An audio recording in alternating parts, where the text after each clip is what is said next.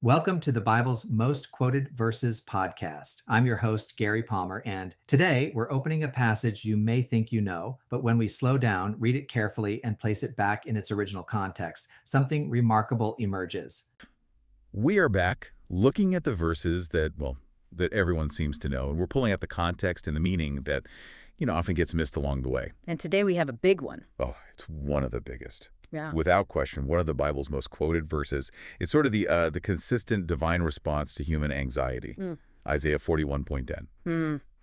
For centuries, this verse has been a foundational anchor. I mean, when the world feels chaotic, when our own internal landscape is just filled with uncertainty, people turn to these words. They really do. And they do it because they articulate this profound assurance that faith offers. Absolutely. And, while many of you listening probably have this one memorized, our mission today is to really dig in. We want to explore the history, the intricate linguistic structure, and the rich theological context that gives this single sentence its incredible enduring power. Right. We want to understand the Bible as it was written and as it was understood by its first audience, using careful scholarship to, really illuminate the text. So let's just ground ourselves in the promise itself. We're reading from the New King James Version. It reads, "Fear not, for I am with you. Be not dismayed, for I am your God. I will strengthen you, yes, I will help you. I will uphold you with my righteous right hand." Okay, let's unpack this right away. The structure here is it's remarkable. This isn't some vague, gentle suggestion. It's a powerful, almost architectural blueprint for taking on anxiety. You get two commands, two things God tells you to stop doing, and then right on their heels, you get 5 unshakable guarantees for why you have the authority to actually obey those commands. And that combination is everything, that divine imperative followed by the divine guarantee. And it starts with those two thieves of peace, fear not and be not dismayed. I think we often just lump those two together, treat them like synonyms, but they carry really distinct meanings, don't they? If fear not is about God's immediate presence, sort of addressing that internal feeling of terror, well, what does the second command, be not dismayed, really add to the picture? It adds the behavioral component. The word for dismay here has this sense of an external reaction. It's a deeper, more overwhelming anxiety that causes you to look around frantically. Okay. You're scanning the horizon for help that isn't coming, or you're staring at the wreckage of your past, or, the menace of the future. It's that state of panic.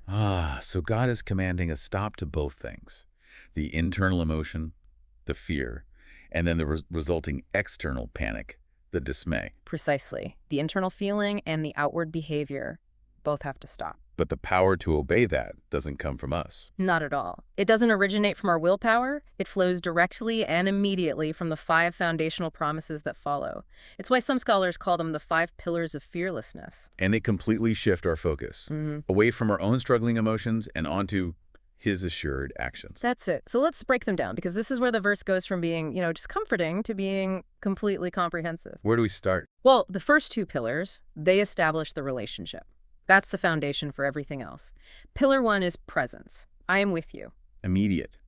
Personal. Exactly. It's location independent. The sovereign God is standing right beside you in whatever circumstance you're in. You are not alone in the storm. Yeah, that physical proximity is huge. But then it's immediately followed by pillar 2, which is relationship. I am your God. Now, that's a different level. How so? It moves beyond just being nearby to covenant investment. He isn't some abstract, distant deity.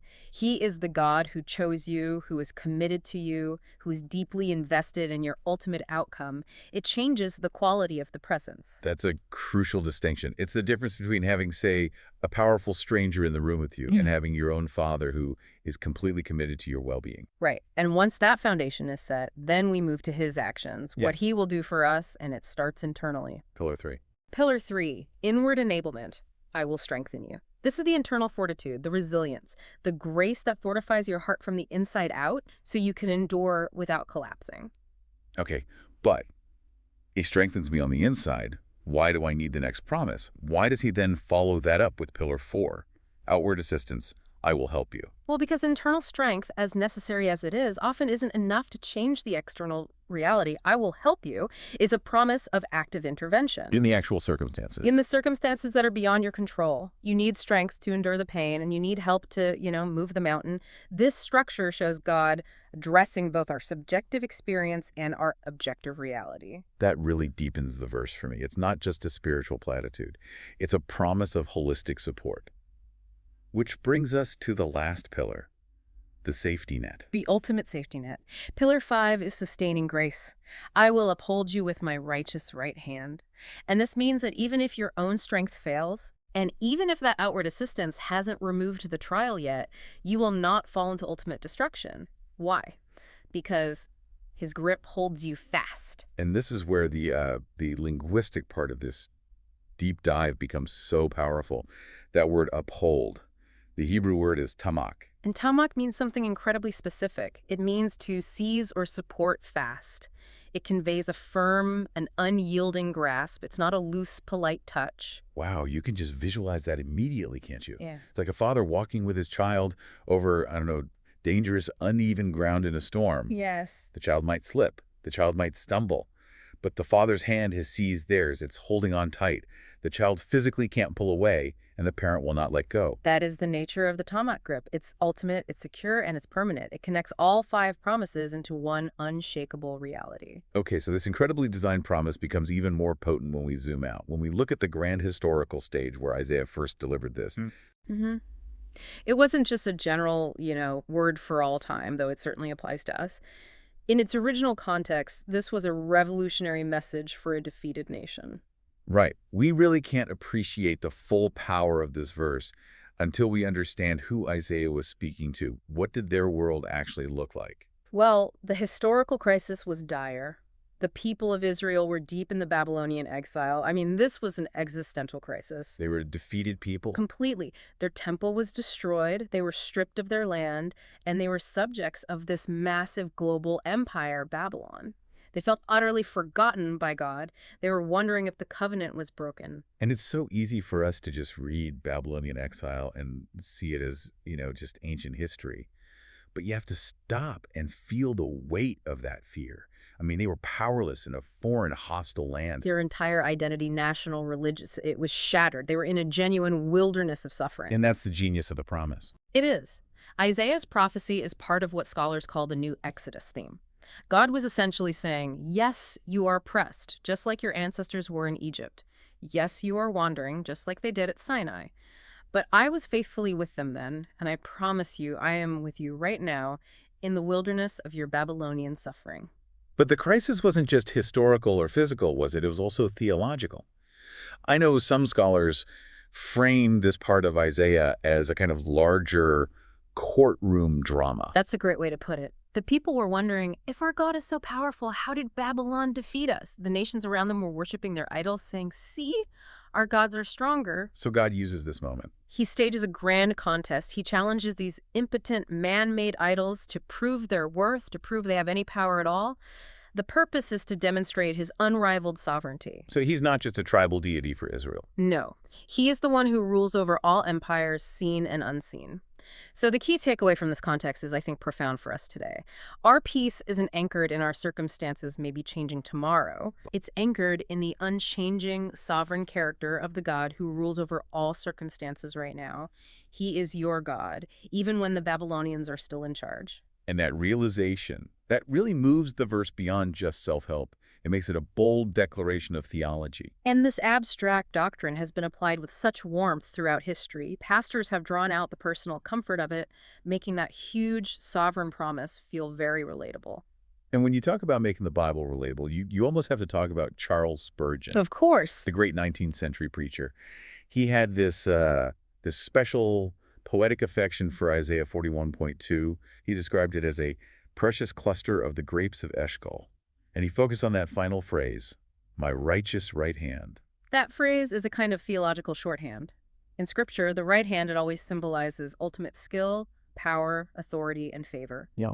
Spurgeon highlighted the wonderful implication of this. He said that when it comes to his children, God essentially has no left hand. What did he mean by that? He meant that all of God's actions toward his children, the strengthening, the helping, the upholding, they flow exclusively from his full power and his good pleasure. No half measures. There is no half-hearted measure, no secondary strength.